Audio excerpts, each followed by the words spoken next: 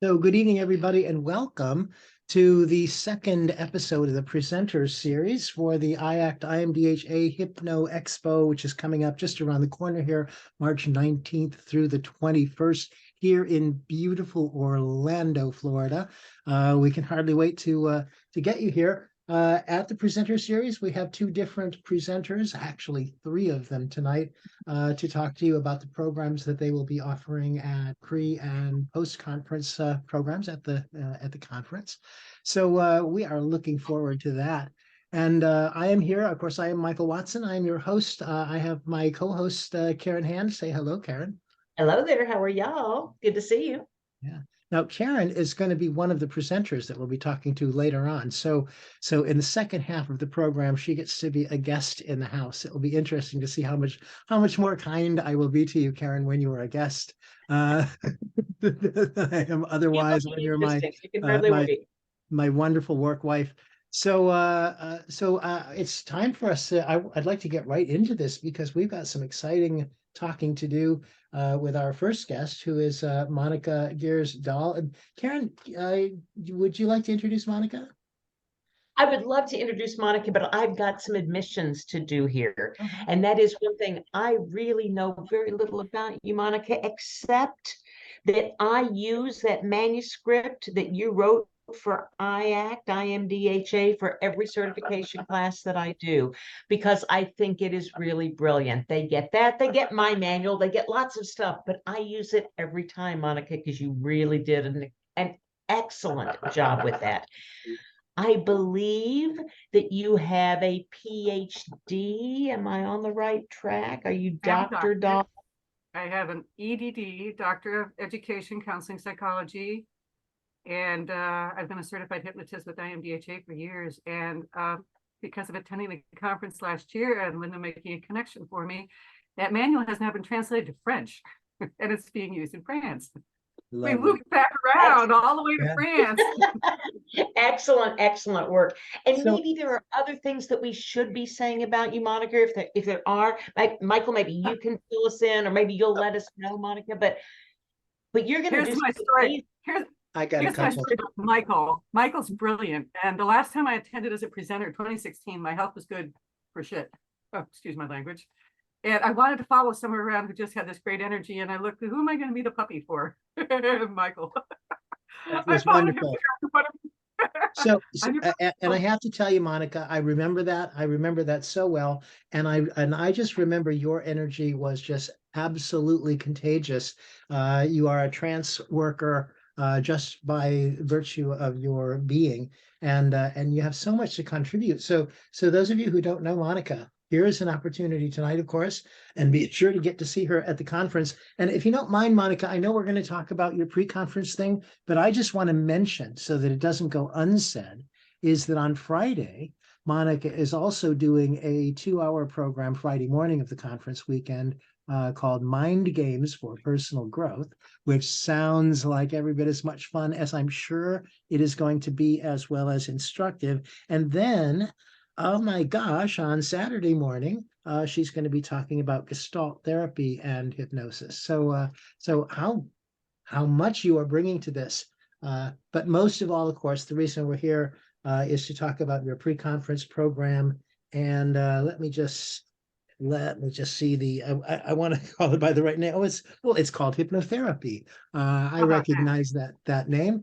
And it's Wednesday and Thursday before the conference. And it's a free conference program. How generous That's of what you, I Monica. really wanted to highlight. How generous of you, and what a wonderful thing to offer to anybody, seasoned or newbie, to come in and get this amazing training.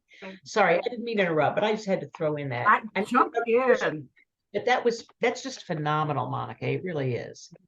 I asked Linda one year, how come we're not running a basic hypnosis class that goes on with it, and trying to do some promotions in the community that we're in, which I haven't had time to do in Orlando, to say, is there anyone in the community who wants to come in for some training, some free training from IMDHA, and then encourage them to come in and join the organization. So that was my purpose for providing the basic hypnosis in 2016, I think was the last time I talked. And this one, thank you for your patience with me. How do I take a 50-hour course? and put it into 2 days. I have been eating on this ever since Linda said, okay, you can have 2 days to do it. And I went, what? Which parts do I do? I have been through the table of contents repetitively. And it was the night when I said, are you really showing up? All right, basically, are you still alive? I am. I'm still here. I sat down and thought, what do I want to do if I have a morning, an afternoon, another morning, and an afternoon? The Gestalt, the only reason I brought in Gestalt was some years back, someone didn't show up to do their Gestalt program, and my doctorate was with a theme of existentialism, and that works with Fritz Perls, who's an existentialist, and Gil Boyne, because Gil Boyne studied with Fritz Perls. And I didn't know that Mark Gil Boyne in California was a student of Fritz Perls until, I remember hearing it, until I started taking Gestalt in school. It's like, oh, this is all the work of Mark Gil Boyne. The ideas of being right here, right now. When I attended his first workshop, it was a one day, and it was only about regressions. Are regressions important? Yes. But in Gestalt, we don't look at the past, we look at the present. So how do I look at all these different things we can bring in hypnotherapy? I think we start with a review of the past. So I'm going to start with an emotional diagram. No, not an emotional diagram, a circle of intent, where people are going to write in the middle when they first get there, what am I here to do today? And those first 2 classes I'm teaching are all about a person coming in with a project. There's something I want to work on. Every time I run this class, I do all the exercises with my students. And there was one year where nobody wanted to volunteer. And I said, okay, let's spend 10 minutes like just brainstorming projects. What do I want to work on? And the first one I put in there was, I want to learn a new song every week. I want to play it on guitar and I want to sing it. And then the next one was like, how come I don't have a boyfriend? And the third one was something or other else that was coming on. And so I was going to volunteer for how come I'm not doing the music? And I thought, oh, geez, I got mommy issues on that one. I don't necessarily know that I want to bring up my mommy issues in front of all these students. maybe I want to save that for my own therapy. So I moved down to like, how come there's no boyfriend in my life? And the woman that I work with, who is we were doing demos and I was being her demonstration subject. And we got down to are you stuck? What happens when you're stuck? How do you deal with being stuck? Gil Boyne's approach was, tell them to say, I'm stuck. And when they say, I'm stuck, you say, is it true? Are you stuck? And they're going to go, I am. It's like, okay, well, you can stay stuck as long as you like. Maybe you'll have some really bad dreams tonight until you resolve this. And all of my students have said like, oh no, I don't want a bad dream suggestion. So I got stuck. And I told my student, give me the bad dream suggestion. And that night I had a dream. I dreamed of cauliflower. And I thought, that's the strangest thing. In my dream, I'm cutting the cauliflower in pieces and I'm putting it on a cookie tray and I'm covering it with salt and pepper and half of it's getting Parmesan on. I'm sticking it in the oven. It comes out nice and brown and crunchy and I'm going to eat my cauliflower. And I woke up thinking, that was my nightmare?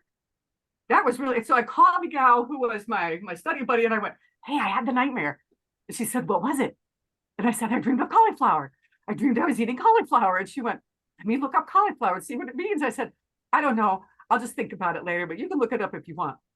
Okay, so later that day, I forgot about my dream. I'm out buying groceries. There are all these wonderful little stores in North Central Florida that are on the side of the road. They're not grocery stores. They're the stores for the farms. And I go into this one farm and there's a veteran in there, a woman veteran who's missing both of her legs and she's got prosthetics on. And so, I'm going to buy a bunch of food from her.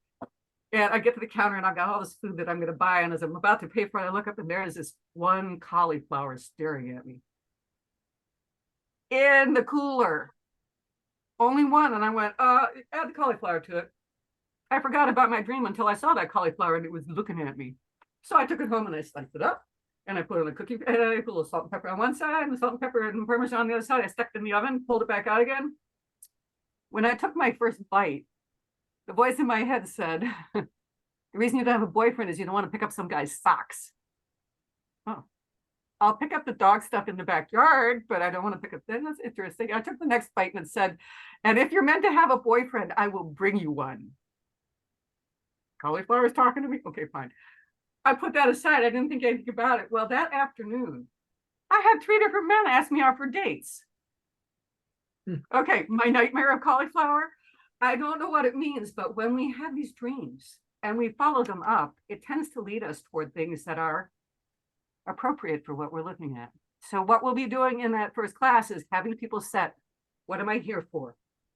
Right in the center of a circle, and then around the edge of the circle, I'm going to have people write all the things that could stop it from happening. So when I run my class, I'll say like, okay, so I'm here to teach hypnotherapy. What kind of things will interrupt? And I'll write around the edge of the circle: bad weather, gotta go to the bathroom, I get hungry, someone will offer me money to distract me, you know, the kind of things. Okay, technology problems. And then at the end of the day, I have all my students do that. We look at the edge of the circle and think, and look, how many of those things that we thought would interrupt us actually happen? And that goes along with Mark Twain's comment about, in my life, I've had many bad things happen. Most of them didn't happen, or something along those lines. So we can make up things in our heads that will be obstacles that can hold us back. Now, how will we measure that in this class that we're going to do? I'm going to ask people, here's what you're here for. And I will have forms printed out so everybody has those. And how motivated are you to achieve that goal? Oh, I'm only 80% motivated to achieve that goal. Aha, there's a hook there. Did anyone hear that hook? The 20% that's opposed to it is a place to start the therapy. Parts therapy is a really good approach when you're dealing with 20% of me is against this. Okay, then we start the dialogue going with that. There's different ways that we listen for hooks when we're listening to our clients. Are they moving towards something? Are they moving away from something? We talk about the moving away from pattern, which goes like this. Positive, negative. I'm moving away from my problem. I'm away from my problem. Yeah. My conscious mind goes, yeah. My unconscious mind says, I'm bored. I got to get something going here. And we fall back down into the problem again. And the conscious mind says, oh, and the unconscious mind goes, I'm motivated again. So when we're moving away from problems, we fall back into them. And when we're moving toward a solution, we move away from the problem to a solution and we get stuck. There's a little wobble that happens there, and then we send another plan. So they're both oscillating. The moving away problem goes positive, negative, positive, negative. And the moving towards solutions goes positive, positive, positive. Both of them oscillate. So we'll be talking about, are you moving away from or toward a solution? And when people tell you what they're talking about, we're going to split up into groups. I'll do a demo from the front of the room, and then we'll split up into groups where we also practice communication strategies. For example, Michael, let's pretend you're my client today. Okay. What do you want? What do you want from this session today, Michael? From this exercise today, I want to I want to get all of my old email cleared up and phone calls taken care of that have gotten behind. And then I say what I think I just heard you say. This is the second step of a 3-step pattern of communication. Michael, I heard you say that you're overwhelmed with all of your emails and your phone records that you haven't followed up on yet. Did I hear you correctly? I didn't say I was overwhelmed, but I just said I want to be able to get them done. Michael, I think I just heard you say you have a whole bunch of emails and phone calls that you want to get done that you would like to have complete. Did I hear that correctly? That's correct. And that's how communication works. We tell a person what we think we heard them say, and they either confirm or deny that we heard them correctly. And a good hypnotherapist is going to listen. And I got to tell you, I throw things out at people and I find out. Sometimes I'll say, I think I just heard you say this. And they'll go like, how'd you get that out of what I said? Well, you know, what am I listening for? There's the things that you didn't say. There's the things that I infer. Oh, I have to wash my car today. There's all the assumptions we get there. 1, I have a car. 2, it's dirty. 3, I want to clean it. So when we're listening to people, we're listening not just to what they're saying, but the things that we have to infer to make what they say make sense. So we'll be practicing communication strategies in the beginning. And instead of having people introduce themselves, after we buddy up, your study buddy is going to introduce you. And then we get to find out, did you hear it? Did he hear you accurately? I've had students say, oh yeah, heard me accurately. And I've had other students say, oh my gosh, that person inferred so much that was real about what I said. And so we get to find out when we do a group dynamic like that, how well does everybody in the room listen? Mm-hmm. And can we listen well enough to help our clients so that when really they're talking to us so they can hear themselves and get clarity in their thoughts? There's this thing about hypnosis that I really love. You probably all know it. Lickety split, it's done in one session. How many people love the one session clients? It's so magical, right? 30% of my clients are one session clients. 30% of my clients take 2 to 6 sessions. When I started working with my license online with telehealth, I got booked for a year with the companies I was working with. And I went, ugh. 30% of my clients start and stop and start and stop and start and stop and start. They're difficult, like me. And 10% of the people I can't help. So I asked my supervisor in that business, are you giving me all the people that are difficult? And he went, no, we're reserving that schedule for a year. Oh. So for me, I learned that I can book a person for a year and see them weekly. Now, my training in hypnosis was always lickety split, get it done fast. But what happens when you have people who want someone to talk to? And they want to see you weekly. And if they're in crisis, they want to see you twice a week. That's not what we normally talk about in hypnosis. We talk about the speed. And then there has to be that, okay, someone finishes with me, they've worked with me on and off for 6 months, and then I don't hear from for a year, and then I get a phone call going like, can I see you this week? Yeah. And I usually book them out for about 6 weeks. 1, 2, 3, 4, 5, 6. They can cancel if they want, but that way I make sure that they know that they're not in a hurry and they got to have it right now. And so that's probably the biggest thing that I learned when I got the license is some people want to see you every week and you'll see them for years. And that is really Freudian. There's nothing wrong with being a high-end performer who has long-term clients that want to have someone to talk to so they feel, here's the key word, it's a 4-letter word, safe. The biggest comment I hear from people is like, you're so non-judgmental and you're safe. Well, I'm reflecting back to people what they're telling me and what I think I hear them saying. So what kind of techniques we'll be using? We'll be using a circle of intent. We'll be checking out, oh, mood, here's one. We can all do this one right now. What's your mood right now? -10 sucks, +10 is euphoric, 0 is neutral. What's your mood right now? You're at a 10, you're +10? Yeah, now me, I'm running at about a +7. If I crank up to +10, I'm moving even faster than my lips are moving right now. I should probably slow it down a bit. I have occasionally shown up for a class where I'm limping in the door at a +1. I've had times where things were bad the night before and I'm limping in the door to a Zoom meeting and I'm at a -2. And we talk to all of our students and we outline, where's my mood right now? And then we check throughout the day, how's the mood? How's the mood? I ask people to use this mood assessment so that they can find out where they're at and realize they can drive their car in the same way that they drive their mind. You can put it on cruise control. I want to have it at a +7 and +8 when I'm teaching so that I'm feeling my best and I'm sending energy your way. We'll also be doing, I'll pull out the comments from Gilbert and maybe I'll find the ones from, I'm drawing a blank on her name, Creative Visualization, Shakti Gawain, about how to do direct suggestions. We'll be using root sentences. So what are you here for today? Oh, today I am here to teach Hypnosis 200. And I will know I have achieved my goal, and then we'll do 10 endings to that root sentence. And once I'm done with those 10 endings, and you go back, and I usually just put a V next to it with a colon that says, what's important about that? So I take the root sentence, I work with a person, they give me all these different endings, and then we go back up and say, what's important about that? And we unpack what their values are. Now we can take those 10 endings, plus all their values they've added in, and we can use the direct suggestions we've learned in basic hypnosis, and we create a custom recording for the person. They can take it home, and then you have a customized recording, and that's what we're hoping to do for every person that comes into the the 2-day course that we're doing prior to the hypnosis getting started, is that every person coming in, you pick a topic, and we will help develop a custom recording for you. Now, will we record it for you? No, you're going to record it yourself because you're a hypnotist. We'll talk about the difference between slow inductions. And coming into the hypnotherapy class, I'm going to assume, and I'll ask, has everybody here done basic hypnosis?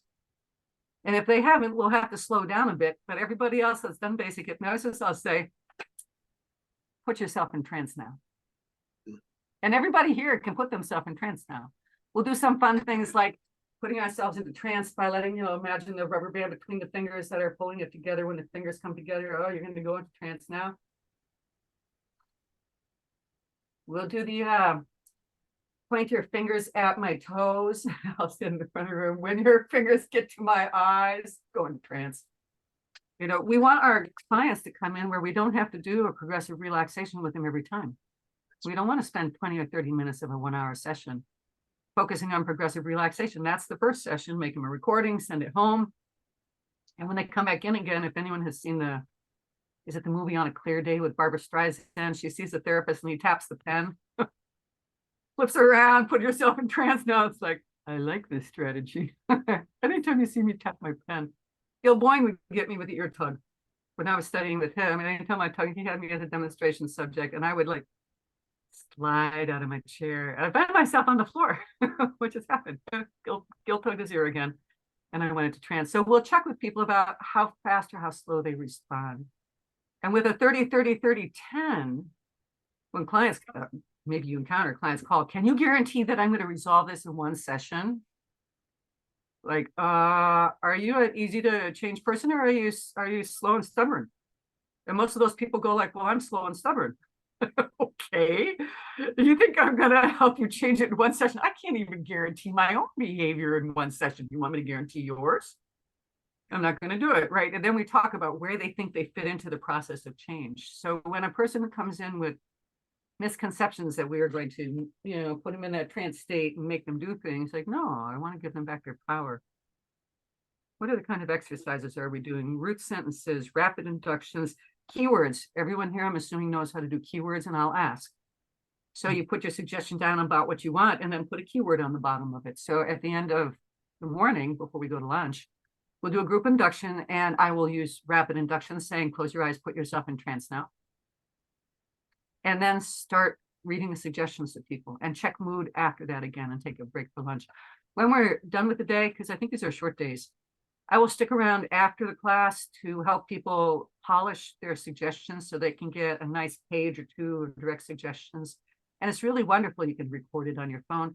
I'm curious, how do other people send to their clients the recordings? I'm using the app because it allows it. It has enough room. Yeah. I do it because I do Zoom all the time. I do so many clients on Zoom that I can just record it, you know, right in the meeting. Mm-hmm. and then send it to them. Perfect. Yeah. Yeah, we need to have things that we give people to take home because it's the takeaway and it helps them remember. Okay, I have a whole list of signs of hypnosis, both the subjective and the objective ones. That's from my basic hypnosis course. I'm going to bring a copy of that because it's really handy. You know, check it off. Have you done this? Have you done this? I've had people say to me, I didn't recognize that I was going into trance until I went through that list that you have, which is in the back of the manual that Karen Hand mentioned. Signs of hypnosis. We'll also talk about how to listen for different strategies and how do we want to look at the past, the present, or future. There's certain forms that I'll be handing out. I just printed them out so I can look at it. Why are you here? What do you hope to achieve? How motivated are you? Oh, I'm motivated. 0. I'm not motivated at all. My mother made me come in. My husband wants me to quit smoking cigarettes. Tell your husband to come see me. I'm not going to waste our time until you've decided you want to do it for yourself. And then take a look at past, present, and future. So when we're doing regressions, which we'll do on the second day, we're looking at the past. When we're looking at Gestalt, we're looking at the present. And when we're looking at future pacing, we're looking at how to use the future. How do we set ourselves up? Let's do an exercise. Ready? Everybody think about something that you want to achieve beautifully. Just take a moment. And when you've got it, let your hand go up so that I can see what's going on. Okay. Beautiful, beautiful. Some people have it. We're going to move on. Some people are slower than others, and I'm slow and opinionated. Michael Scott said, okay, now close your beautiful eyes. And imagine yourself going to 5 minutes beyond the successful outcome of all that stuff. Notice what it is that you see and hear and feel and smell and taste. Use your senses. There you are, 5 minutes beyond the successful outcome of all that stuff. What's the first thing you notice? Is it something you see or hear or feel or smell or taste? And what's the next thing you notice? Is it something you see or hear or feel or smell or taste? You might be using the same sense. Maybe you're using a different one. And what's the next thing you notice? Is it something you see or hear or feel or smell or taste? It might be a different sense. You might be using the same one. And then notice if that's what you really want out of what you were just thinking that you really want. And if it's what you really want, you'll have this urge to lick your lips or smack your lips because it's wonderful and it's what you want. And then if it's what you really want, I want you to float above that person there, 5 minutes beyond the successful outcome of all this stuff. And look down on that human being there. And if it's what you really want, there, 5 minutes beyond the successful outcome of all this stuff, you'll have an urge to lick your lips again. That tasty, delicious thing that you've set up for yourself, and then slide into that body and turn and look back at the you that's sitting here in this Zoom today. And if you've ever flown a kite or gone fishing, you know there's a point at which the line pulls taut, it pulls tight. Between then and now, now and then, and I want you to imagine everything between then and now, now and then aligning itself so that you achieve your goal, and then slide back along that tight line all the way back to the moment of now and settle back into your body. And so we can use the future to align ourselves for things that are happening right now. Right. The things that we do. Any feedback on that little exercise? Does anyone want to give us feedback on what they experienced? I can just tell you for personal experience, it was really, really lovely. So thank you so much for that. And I've got to tell you, Monica, I love you. I'm glad that you're here. We're so excited about this. When I read your stuff, I saw Mind Games, and it made me honestly think of Gene Houston. Then you mentioned Gestalt therapy and all these other things. And for people who've been around for a while, you know, some of the things that Monica has dabbled in through the years. And for those of you who haven't been around for a long time, there is just such a wealth of great material to get from this encounter. So create an opportunity for yourself to be with Monica. Monica, we're going to have to say goodbye to you because we've got to go on to the other folks. But thank you so much for being here. Everybody give Monica a send-off. You can open up your microphone so she can hear you do that if you'd like. Thank you, Monica, very much. What a treat. Thank you, Monica. Thank you, Thank you, Monica. dear. Thank you, dear. Thank you. You made me lick my lips. Thank you. Yes. Another great job. Yes, in fact, a lecture that we'll makes see you in lick your May. lips is wonderful. Yeah. So Monica, I don't. Did she disappear? I hope she didn't go. No, she's still there. Good. So that was great. That was just magnificent. And now we've got a couple of other people to talk to, and I'll tell you, I want to do something a little different. So Karen, I wonder if you will indulge me. I will be really happy to introduce Karen Hand. Some of you know that I know her. And after I introduce Karen, I wonder, Karen, if you would introduce Sherry, and I think that would be a really nice thing. So, Sure. so Karen, everybody knows Karen Hand that comes to this group. Here she is yet again. My life has been so blessed for the last several years since I first ran into Karen and got her engaged with me on the virtual chapter. She comes from, right after my heart, from Chicago, my hometown, former radio personality on WLS radio in Chicago, my hometown radio station. You got to get how significant this is. So I've loved her from the start. She has contributed so much, and she continues to do that. You see her all over online, and every day I get new affirmations and things from her, and you just keep me going. So Karen, I've got to tell you, so really quick, the movie was a flop. Our business has turned a corner. He had a leg up on the competition. Sleep with the Fishes, all hell broke loose, Keep Me in the Loop, Lipstick on a Pig, Kick the Bucket, and Out of the Blue, oh, wait a minute, Horse of a Different Color, People Who Live in Glass Houses, and The Cutting Edge are all metaphors, aren't they? So Yes. I thought you might have something to tell us about metaphors, and of course about your co-presenter Sherry Gilbert, who I really love you, Sherry. So I'm delighted. And Karen, please introduce your co-hosts and your topic. Point out a metaphor that you kind of dabbled in throughout this conversation. Earlier, you called me your hypno wife. And now you said in early on when we first started, you had engaged me in something. So we went from the engagement to the wedding all through this conversation. Thank you very much. He gave you a look at the entire relationship. I did propose your involvement with the virtual chapter. And the proposal. I didn't mention that. So there we go. Let me talk about my partner, Sherry Gilbert, who I have to thank IACT, IMDHA for her, because it was at the last conference. And this is why you continue your education. This is why you go to conferences. She was doing something on metaphor. Some of you know that I've done drawing classes and other things on metaphor before at IACT. And Sherry had one that I hadn't seen. I was anxious to go see it.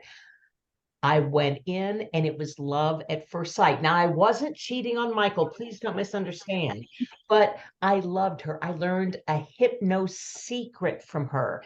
And I couldn't wait after her presentation to make contact and say, "Ooh, can we please work together?"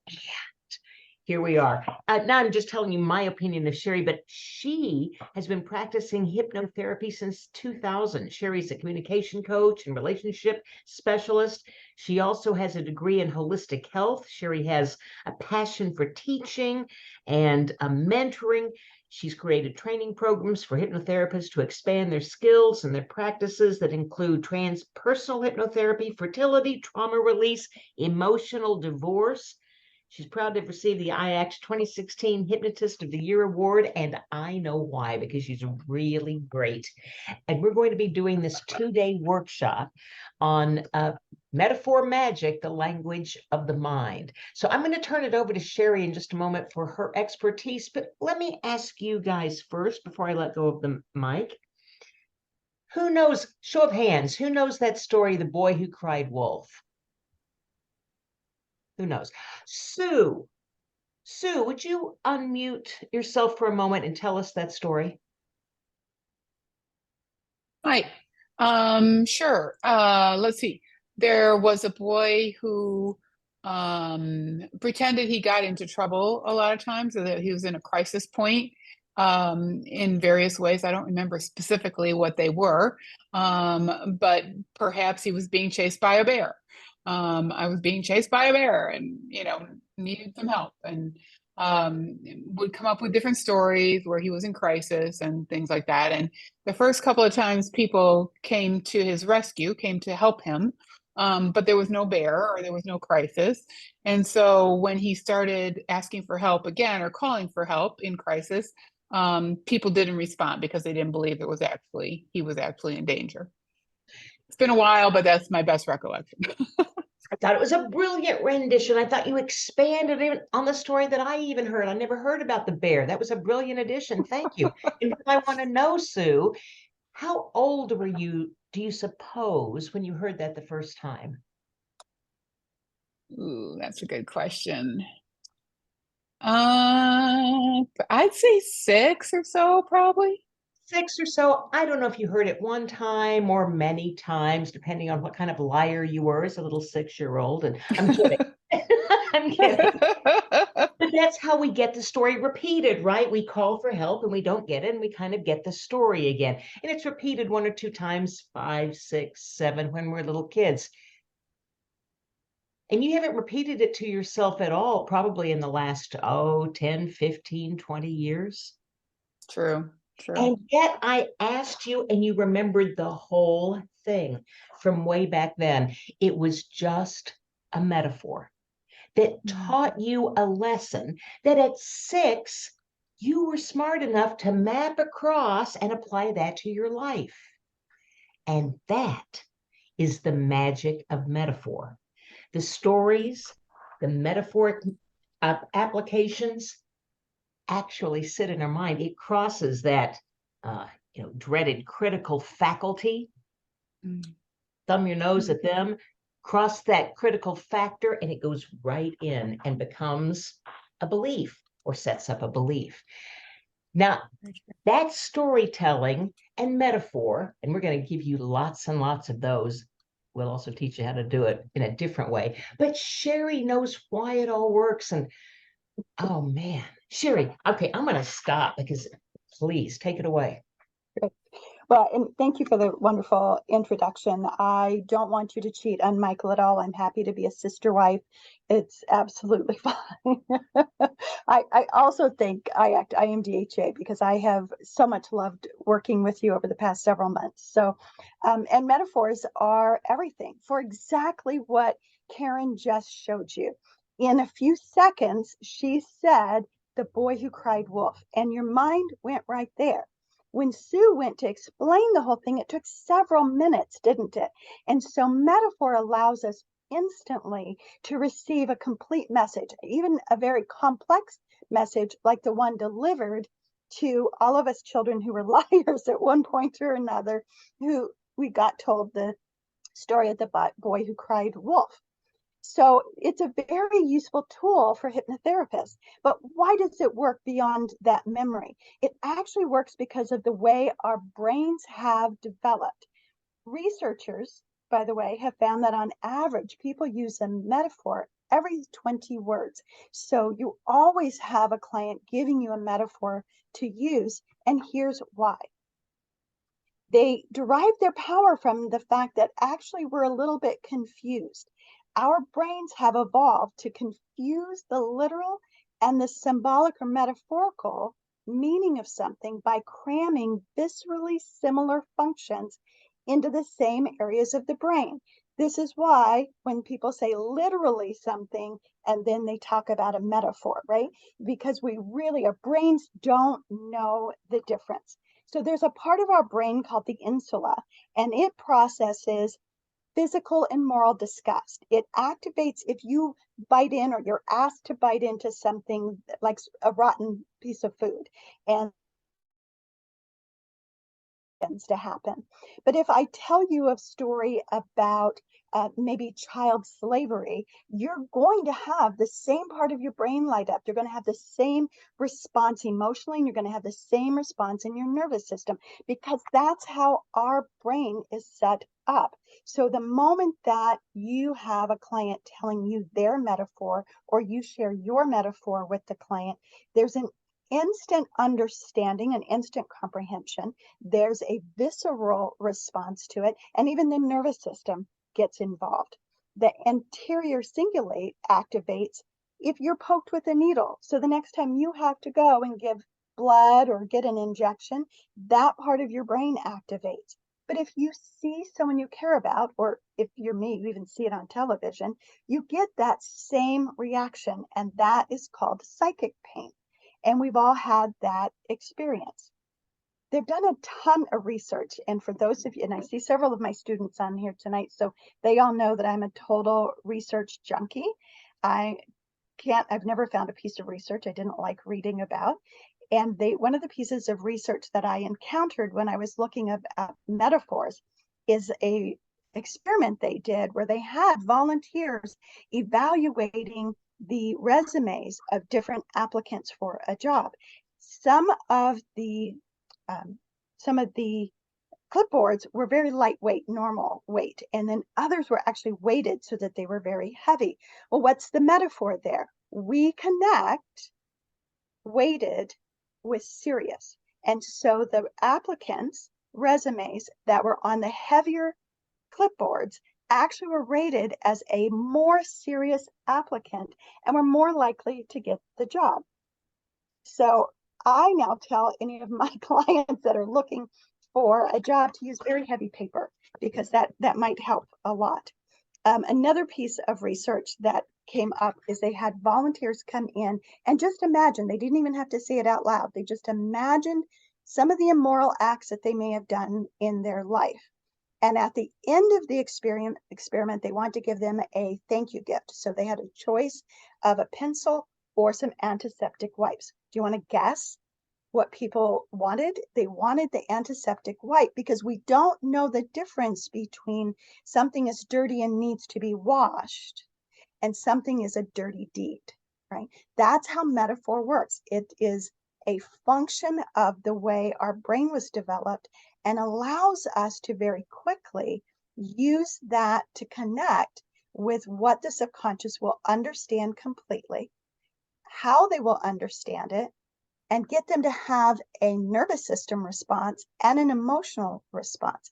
And the great news is you don't have to be an expert in metaphors, because your client, every 20 words, is going to give you the perfect metaphor for them. So here's the real secret why I like metaphors. I like to work smart, not hard. I love being a hypnotherapist because it is the most enjoyable, easy job I have ever had in 61 years. And that is because they just come in, they give me their metaphor, and we go to work. I'll let you take it from there, Karen. Work smart, not hard. It's the best way in the world. I remember the days when I looked for the right script and worried and did a lot of homework and preparation for the client who wanted to work on confidence. And then they came into the office and then they wanted to work on erectile dysfunction, something they didn't want to talk about over the phone. You know, all of that pre-homework I did wasn't really going to work in this situation. So that's when you know that you have to have something that you can work on the fly, right? For any issue that comes in. And that's one of the things that works. Now, analogies, metaphors, those kinds of things work really well. A way to remember the difference between Sherry and me. Well, I like to tell it with Michael, but we do the virtual chapter together, and I say, Michael is elegant poetry. I'm more the limerick of the team. With Sherry and me, she's the smart one, the studious one. I provide the Cliff's Notes.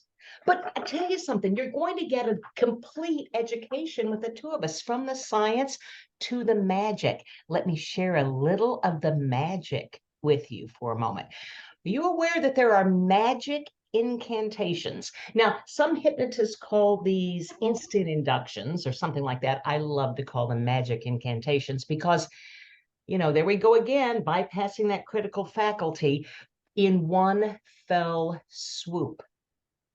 That's kind of a metaphor, is it? Magic incantations, a 4-word instant induction. Once upon a time. You hear those words, once upon a time, and automatically, instantly, your conscious mind says, ooh, I don't have to do a thing right now. Whew, I'm going to relax because she's telling me a story. I can go into the imagination and just play. Once upon a time, and you are off and running. They're right there with you, crosses any barriers.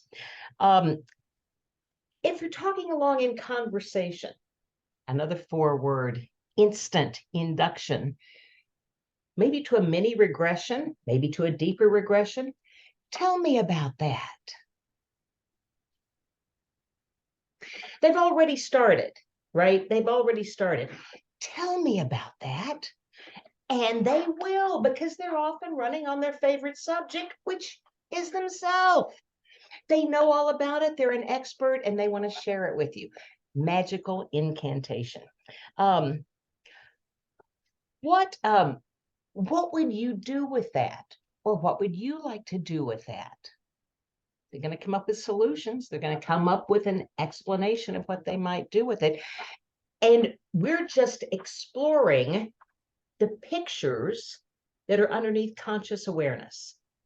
Okay, this is a covert way of having your client explain to you exactly what kind of pictures they're making in their head. They may not be, they may claim that they are not visual.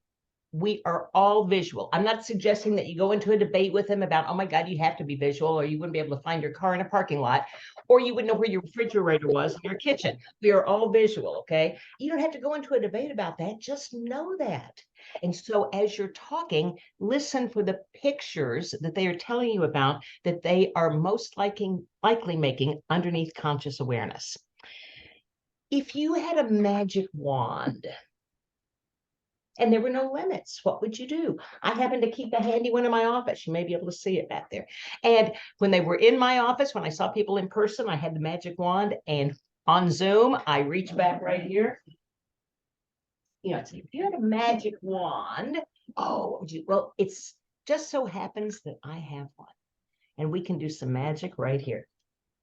I like to play. I like to play with all my clients. This is one that I learned from Sherry. Let's just sit with that for a moment. Let's just sit with that for a moment. Imagine how far you can go with that idea. Let's just sit with that for a moment. If you were holding it, where might you hold it? Would that be in your lap? Would it be in your arms? Would it be on your shoulders? Where might you be holding that? How big is it? How heavy is it? What color is it? What size or shape is it?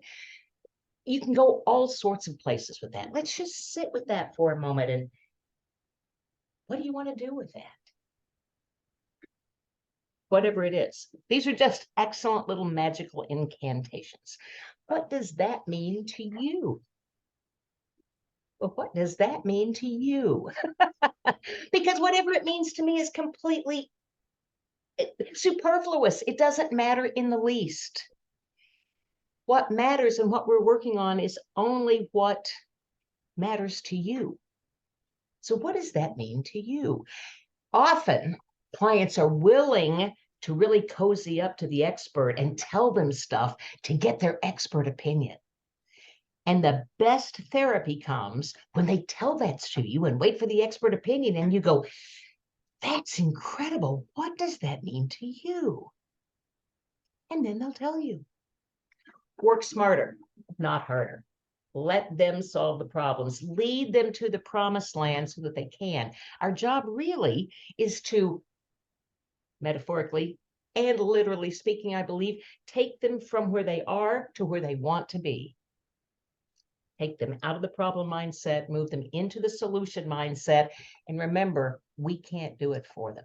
Only they can do it. So we need to get out of their way so that we can. We're more, though, than just words and science and stories. And we will teach you, by the way, how to elicit those metaphors from your clients. And one way that we'll do that is with some games. We have several games that we're going to play in our 2-day workshop.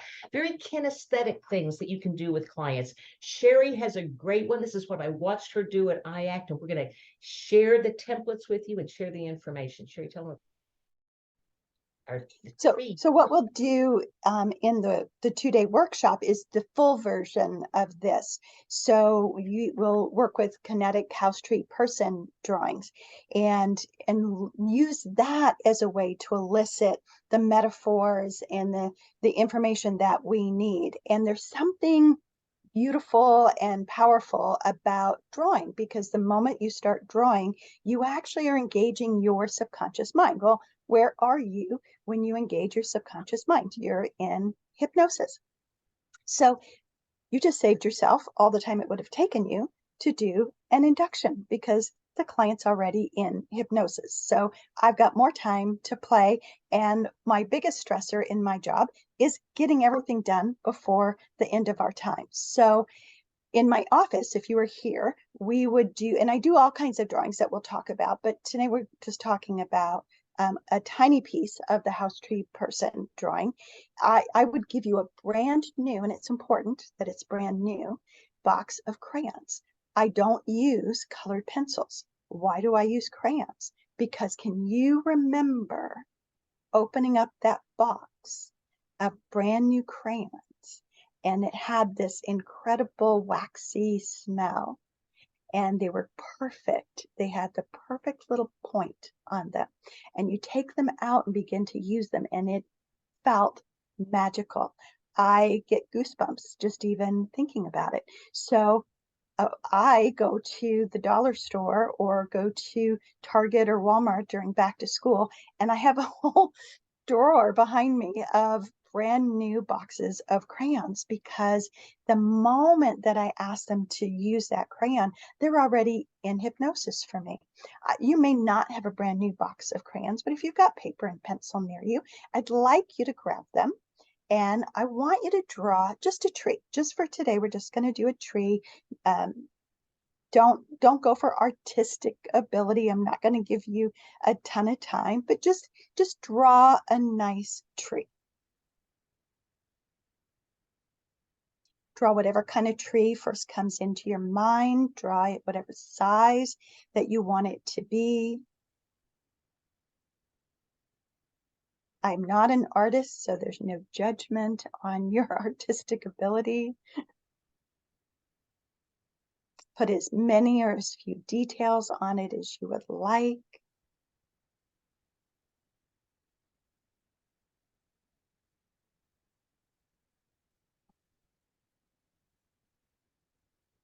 As you're drawing your tree, I'll share with you that I often also will give people crayons and drawing paper to just draw a person, and it's usually they're drawing themselves, and then they can tell me about that person. I just give them little sticky notes, and they put sticky notes all over it, and each time they come back, I have them tell me something new about that person.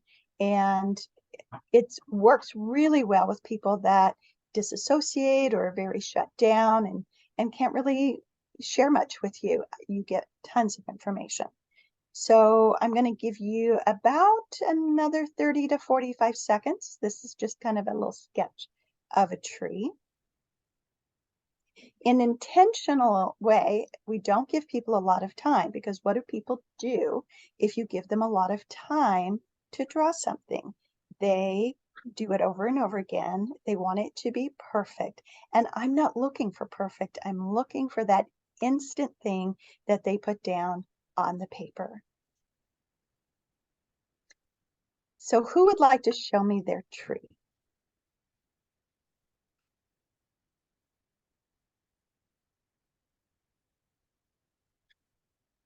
Great. Okay, so take a look at your tree. I'm going to tell you a few things about trees, and then we'll pick one of those and kind of talk about it a little bit more.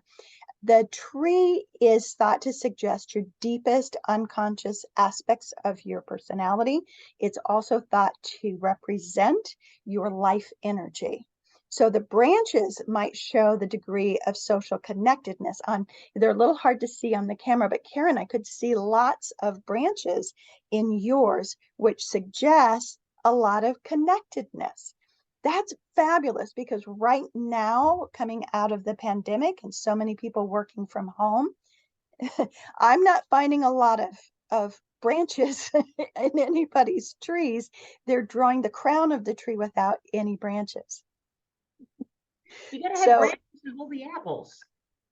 Oh, okay. I love it. While I'm talking, would you please count your apples for me?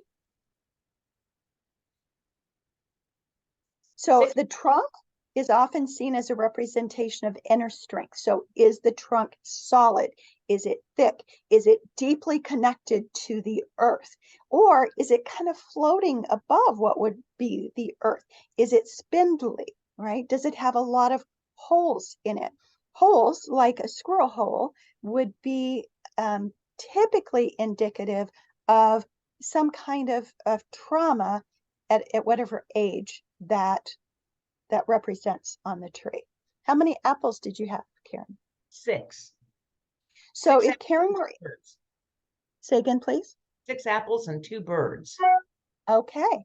So if I were working with Karen, if she was a client in my office, I would ask her about what happened to her when she was 6. I would ask her what she knows about being 2. Do you feel comfortable sharing?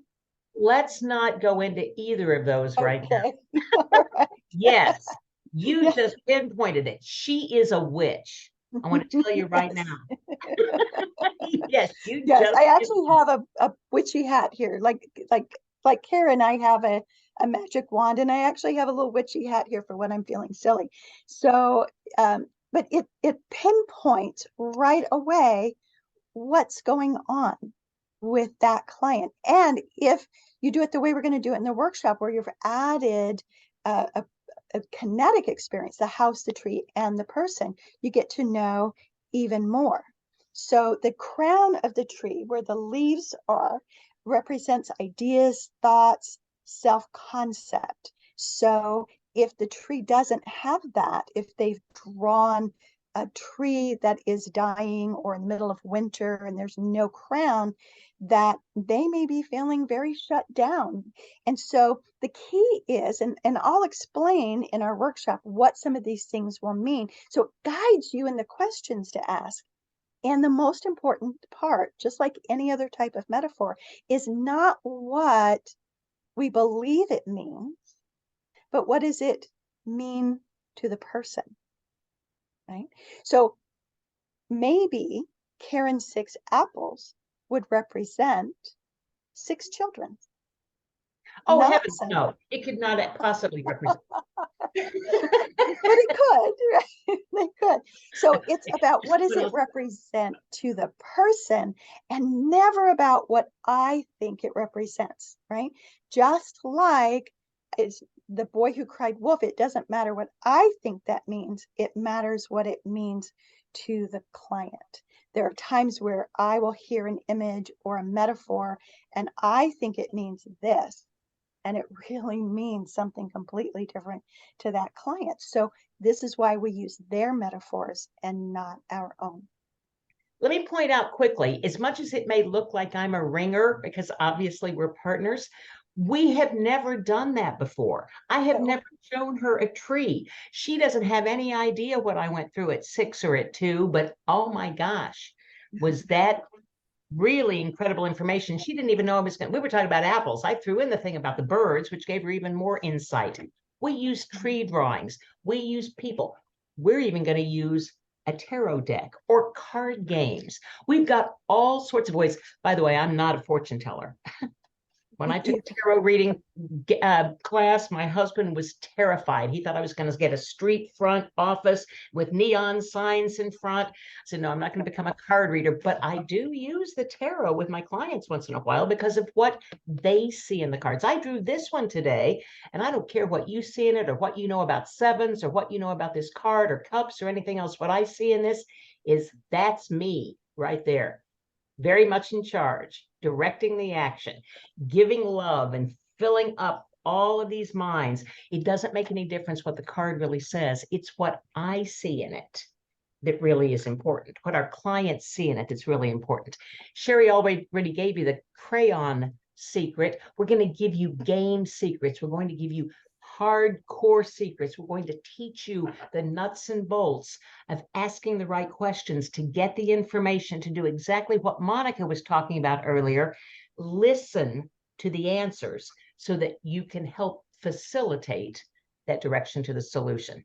By the way, on Friday, I'll be doing a 2-hour thing specifically on how to get the metaphors out of tarot cards. On Sunday morning, when some people will be worshiping, I'll be talking to you about hypnosis is BS. And if you want to learn how that's not sacrilegious, come to my talk at 9 o'clock on Sunday morning. Sherry, what else are you doing at the conference? I'm doing a 1 hour on using Socratic questioning in hypnosis and in your pre-talk with them. And I'm also doing a 2-hour on emotional divorce. What is it? Who needs one? And the answer to that is everybody. Oh my gosh. So you guys, what a wealth, right? How blessed are we? So Sherry and Karen, great programs. We're really looking forward to it. You've had a taster here tonight, you guys. Some of you who were here on last Tuesday, by the way, might remember also this brilliant metaphoric meditation process that Karen did with us then as well. So you couldn't do better than Sherry and Karen for metaphors and for the things that they're doing individually. And Karen, I got to point out that you said when your husband found out that you were going to read cards, he was terrified. And not my hypno husband, but the other one. Exactly. Terrified. Thank you, Michael. That was brilliant. Yeah, so everybody open up your microphones, tell Karen and Sherry how much you're anxious to contact the association tomorrow, by the way, so that you can get signed up for the conference and for these lovely programs. So thank you, guys. Thank you. Thank you all. Thank you. A lot of fun. Good. Do we have a wonderful group or what? Yeah. Let's give ourselves a round of applause. It's great. A wonderful association. Thank you very much. Sherry, Thank you for Ken, Betcha. presenting. Next week, by the way, we're going to be talking to Will Horton and to Patricia Scott. Will Horton about NLP, of course, and Patty Scott about medical hypnosis. So same time, same bat channel next Wednesday night. We'll see you then. Thanks, everybody. See you. Thank you all. Good night. Thank you. Good night. Bye. Thank you, Sherry. Bye-bye. Bye. Thank you.